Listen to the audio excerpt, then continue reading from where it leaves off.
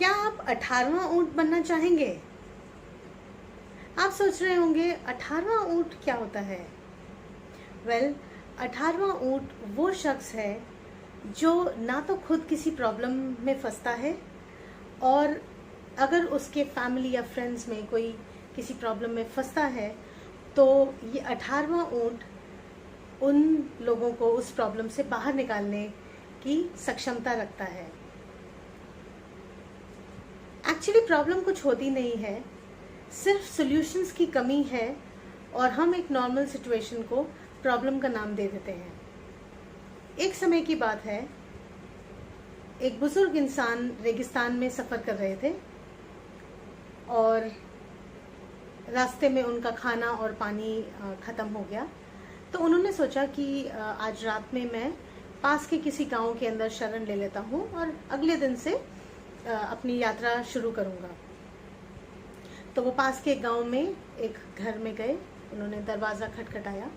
एक जवान लड़के ने दरवाज़ा खोला और बुज़ुर्ग इंसान ने उन्हें बताया कि हम यात्रा कर रहे हैं और हमारा पानी और खाना ख़त्म हो गया है, तो अगर हम आज रात को आपके घर पे रुक जाएं तो बड़ी मेहरबानी होगी।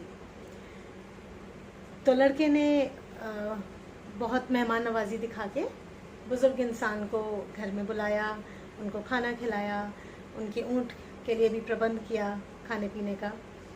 और अगले दिन सुबह जब बुज़ुर्ग इंसान उनसे बात करने लगे तो पूछा, बेटा तुम्हारे घर में कोई है नहीं, तुम्हारे फैमिली में, तुम्हारे परिवार में कौन कौन है? यहाँ मुझे कोई दिखा नहीं।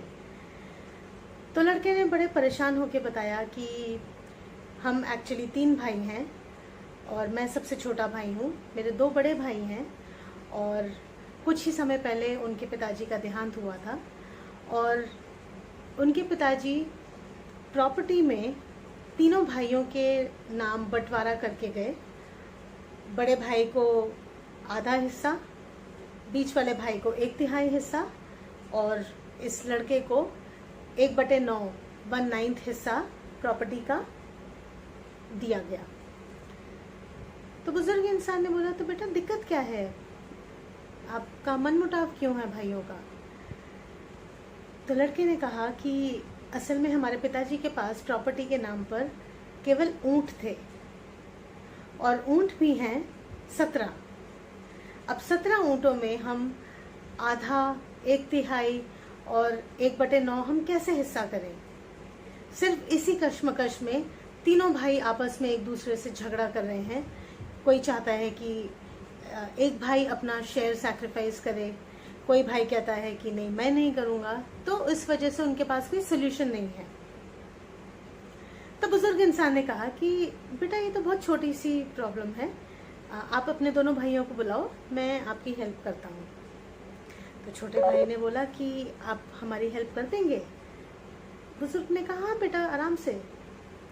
तो अगले ही दिन इस लड़के ने अपने बाकी दोनों भाइयों को बुलाया और तीनों भाई आ गए और बुजुर्ग इंसान ने कहा कि ये जो लड़का है ये बहुत ही नेक है, इसने एक अजनबी को अपने घर में शरण दी, मेरी बहुत सेवादारी करी, मेरी बहुत खातिरदारी करी, तो मैं अपनी तरफ से ये जो मेरा ऊँट है ये आपके इस प्रॉपर्टी के अंदर ऐड करना चाहता हूँ। तो चलो आपका हिस्सा हम डिवाइड कर लेते हैं। तो बड़े बेटे के हिस्से में कितना था? आधा। अब हमारे पास 17 ऊँट पहले थे और 1 ऊँट एक्स्ट्रा और आ गया, तो हो गए हमारे 18 ऊँट। अब 18 ऊँट के आधा हिस्सा कितना होता है? 9। तो बड़े भाई को मिल गए 9 ऊँट। बीच वाले भाई का हिस्सा था 1/3। अब 18 का 1/3 कितना होता है? 6। तो बीच वाले भाई को मिल गए 6 ऊँट और इस सबसे छोटे वाले भाई के शेयर में था 1/9 और 18 का 1/9 हिस्सा होता है 2। तो छोटे भाई को मिल गए 2 ऊँट। अब टोटल मिला के हो गए कितने? 9 + 6 + 2 17 ऊँट और तीनों भाई खुश। अब उनको हैरानी हुई कि अब 18वें ऊँट का क्या करें? तो बुजुर्ग इंसान ने बोला कि आपका काम हो गया, तो अभी 18वां ऊँट मैं ले लेता हूँ और मैं अपनी यात्रा में इस ऊँट को अपने साथ ले जाऊंगा। तो 18वां ऊँट वो शख्स होता है दोस्तों जो हमेशा एक प्रॉब्लम की नज़र से प्रॉब्लम को नहीं देखता, लेकिन सॉल्यूशंस ढूंढता है और वो सॉल्यूशंस देके वो 18वां ऊंट वापस अपने काम करने निकल पड़ता है। तो आप अपनी लाइफ में वो 18वां ऊंट बन सकते हैं अगर आपका फोकस सॉल्यूशंस की तरफ हो, प्रॉब्लम्स की तरफ नहीं।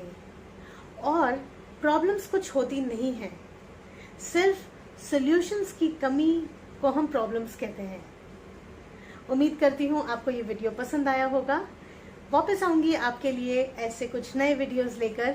तब तक के लिए take care, God bless you.